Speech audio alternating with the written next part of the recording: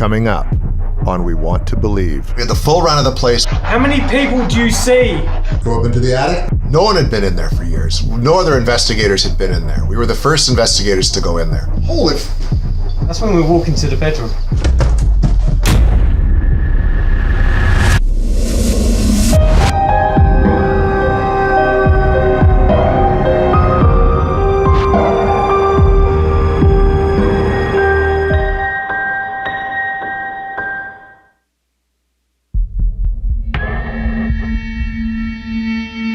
But we vowed to return, and return we did about 2 to 3 weeks later, once the fire situation had calmed down.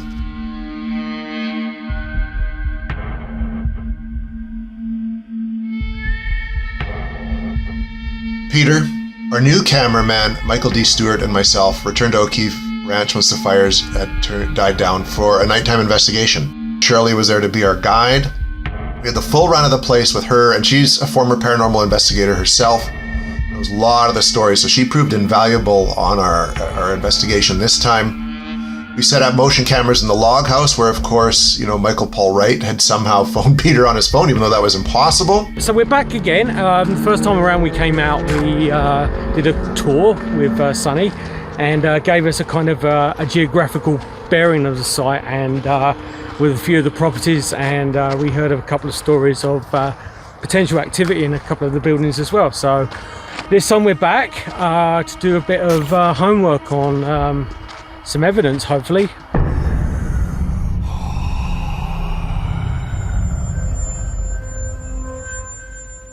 I'd like to thank you for watching We Want to Believe and ask that if you enjoy our show, please subscribe to our channel right now, like this video, and click on the bell so you can be notified each time a new video goes up. Now back to the show. We put balls and other motion detecting devices on the stairs in the manor house where the ghost of Faber was rumored to wander around. We set up a trail cam in the cemetery, hoping to catch some form of activity there. And Peter also set up another motion camera in the back of the church where there'd also been activity reported. And no wildfires. No, it's great, isn't it? It's nice grey blue skies. There's a bit of rain cloud over there as well. But no, it's good. It's going to be a good night by the sounds of all things. Looking forward to it. We ended up in the manor. That's where we focused most of our attention this time. We put up, laser grids. Peter had invented his own Boo Buddy, which of course is Paul Bradford's, ghost detecting bear. He created his own one. We had that there. We did an EVP session downstairs with Shirley and her assistant. So kind of as you approach this area, this is like the kids area. And so this was the biggest paranormal activity that's been reported to us at the ranch. Mostly between these two rooms, and more specifically this one. And so there was two ladies in here. They had just finished the tour. The tours are one group at a time, and you have to be led through. And so they came through, did the tour. This is kind of the end of the tour. From here, you go down the stairs and out the door. And so everyone was leaving the house, and they were the only people in here. And if you remember this spot on the stairs right here, they had come down, they were at the end, and as they came to the bottom of the stairs, they took a picture from right about here, up this way, and right at the top of the staircase, on that first step where I said, pay attention to here, there was a little boy, a little child, coming right down right there. And so that's the picture we see, is this view right here. His name's Faber. Faber. If there's anyone here, can you please step forward and give us your name, please? Is there a boy who died in this house here? How many people do you see? Nothing much happened. So we decided to go upstairs and do a session in Faber's room itself. This one right here. Right. Oh, I gotta have a key for this. What? Should've thought about that.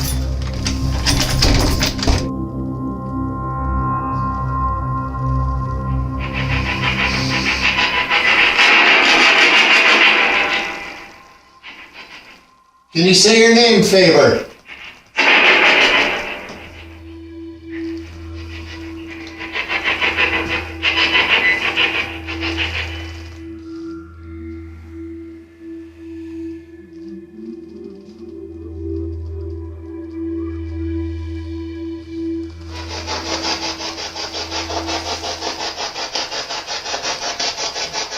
again, nothing much was going on. We were getting kind of disappointed. There's a tendency going to these places where there's supposed to be all this activity and people have reported stuff for years, and when a team actually goes in, nothing much happens. And we kind of figured that's what was going on here. Shirley told us this story of Elpetza, who was Mr. O'Keefe's first wife. She was indigenous, which was a big no-no back then. So there isn't much known about her. So we figured it might be good to try to contact her. And fortunately for us, we had access to the newly restored attic of the manor house. No one had been in there for years. No other investigators had been in there. We were the first investigators to go in there.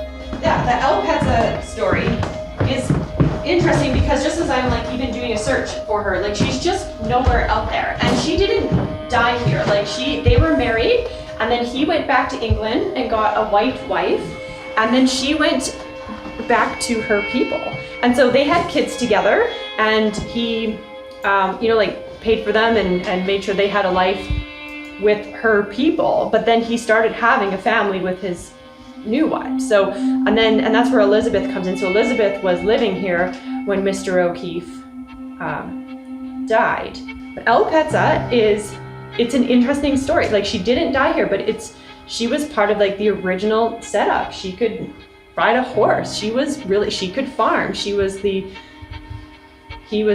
new white person on the block. And it would be very interesting if you get anything from Elpetza or mentions Elpetza or anything like that, because we would actually have to go research the fact. So it's not like any of us could like even know the fact right now, because we would have to go look it up later. So it would be very cool. And people just don't ask about her, and her energy is definitely here. This was all her land. It was their people's land.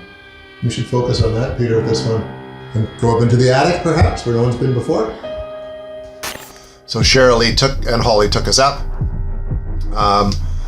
It was quite a narrow staircase. We were up there. We started doing our investigation using, digital recorders and thermal cameras. And almost right away, we heard a sound. I'm just a cameraman. So it's here. Yeah. You want me to tell a story before we go in? Yeah, please, let's get this. Okay. We're probably gonna need put a light on. Yeah, we need a flashlight on this one. Okay, so this is to the attic. It has not been open to the public yet. It was lived in by bats most recently, and oh my goodness, can't think of it. Anyways, it's all been cleaned out, and the idea is to turn it back into its original glory, which was actually maid quarters. So this is where the maids were. This has not been viewed by the public. It's never been investigated before. And other than staff who have worked on this, you will be the first people up here to see this. So here we go. Careful for bats. Bats? Everyone, please go before me in case. Oh, there's a little bat Did you here. see bats? I don't think it's alive, but maybe just don't step on it. There's bats, Mike. Oh, there's a nice bat. Okay, nut up. The idea was the bats to get cleaned out, and we rehomed them. We actually created bat homes for them.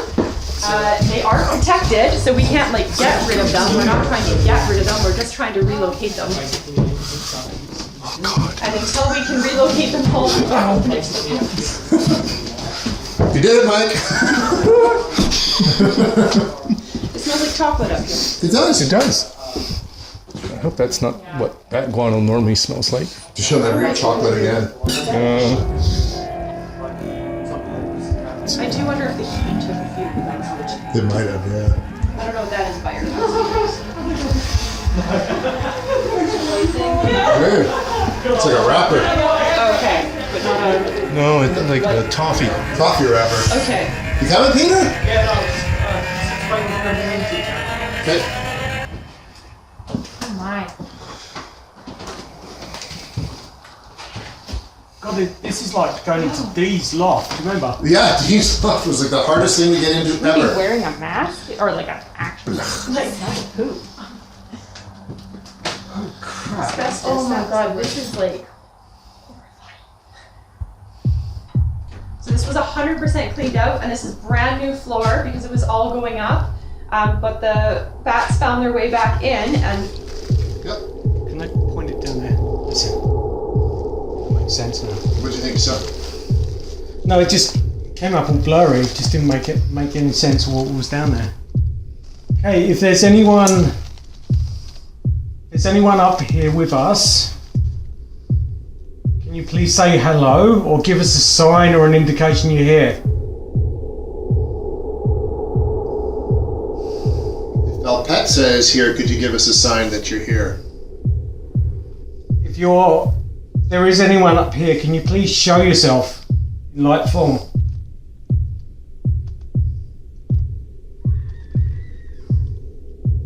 Is that something outside? Sound like it could have been outside. At first sounded kind of like a cat yowling from outside, sort of, but the sound also came from inside. I heard that there. Bit of a yowl. Yeah. It sounded like a woman screaming.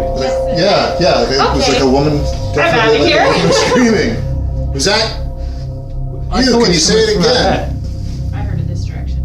Yeah, it was kind of from over here, Okay, right? yeah, that way. That way. To me, it sounded like a cat yowl. Okay, yeah. It did. You know, but it like was up- cat in heat. But it was up here. Follow me. Yeah. Okay, Is that okay? Yeah. Okay. I'm just gonna really. I'll be right back. Hey, I'll get a light on for you. what's the step? It was actually a woman screaming. And it was a woman screaming, "Help me." Which we thought was profound because this was a maid's quarters. That was enough to drive Holly out. That was Shirley's assistant. So it just was Michael, myself, and Peter trying to contact whoever was here. And we ended up getting, playback a male voice.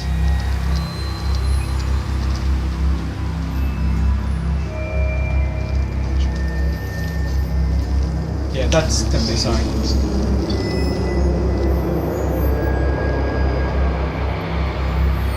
Holy, That's when we walk into the bedroom. yeah. Get away? I don't know what it's saying. It almost sounds like get away. Like we're going into the room and it's saying it doesn't want us to go in there. Would you like to listen? It's so cool.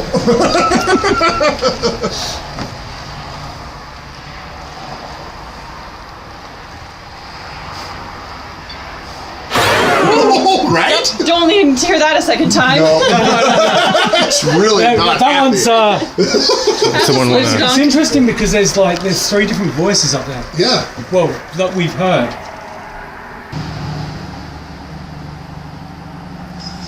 Like, I don't even know what it's saying, but it's like a whole sentence of, like, it just doesn't stop. Yeah, he's trying to say something. Yeah, like, not It's the same voice as well as the last one, Yeah. but it's more distant.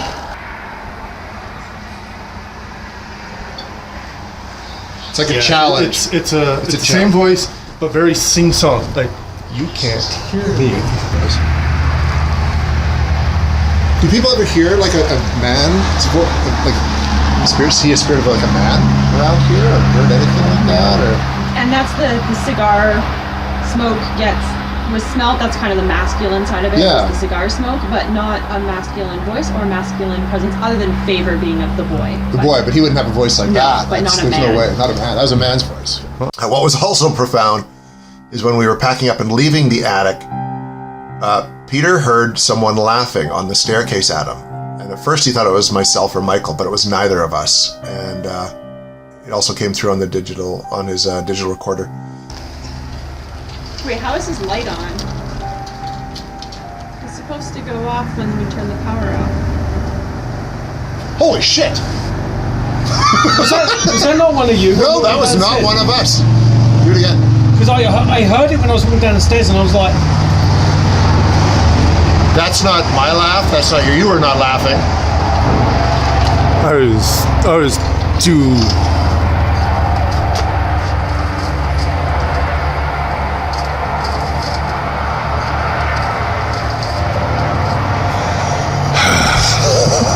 you sure it wasn't one of you? I was not, no. I thought it was one of you guys. No. No. No, I was focusing too much on going down the stairs without tumbling. I wouldn't have been laughing. And I was up at the top, just keeping the light on you guys.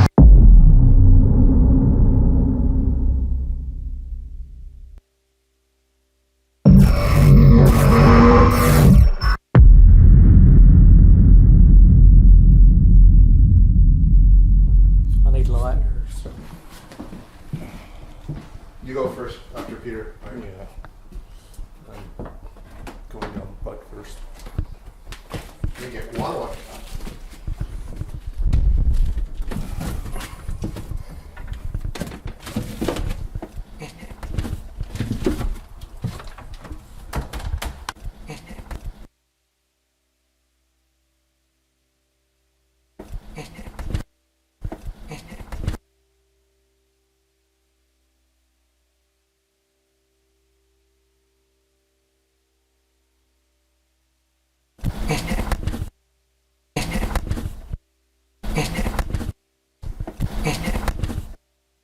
So someone was very amused at our struggle to get down those very, very, very narrow stairs.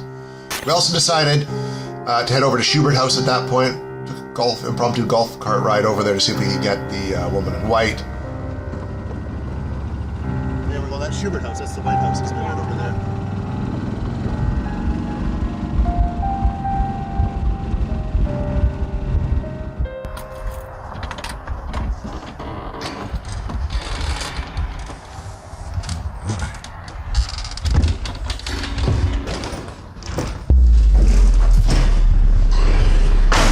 We didn't do anything in this place, I don't think, the last time. No, we came in and did the spirit box session in the kitchen. So I'll just show you all over to the guys. Yep.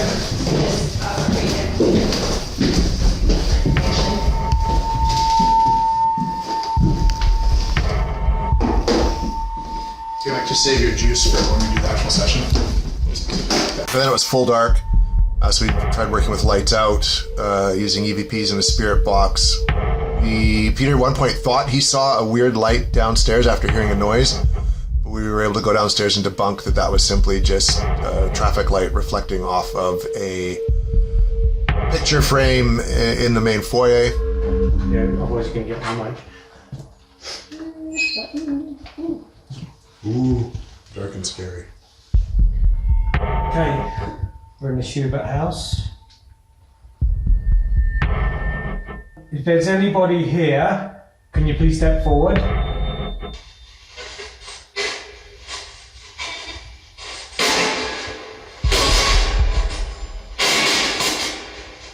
Let's try it on my end. Okay.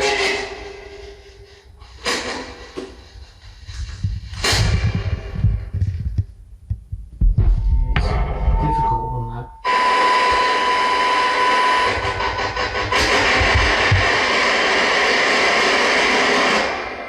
There was nothing substantial that you could say for sure was a voice coming through. So not much at Shubat House. So we decided then to end the night in the cemetery at dark, trying to contact Faber and other members of the O'Keefe family. So are we going to be in the church, Peter, or are we going to be in the cemetery? Cemetery. Mary Elizabeth, Joseph, John, Faber.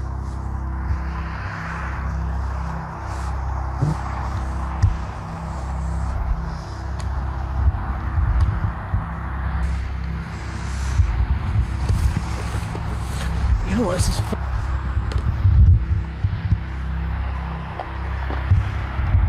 What is your name?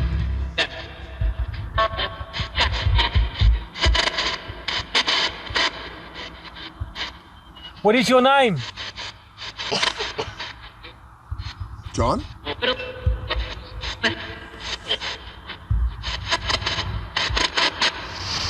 The ghosts are quiet here tonight. Call it. And that was a wrap. The only real bit of activity we got was in the attic, which no one had been in. I think that could have attributed to it. There was just, the maid's quarters.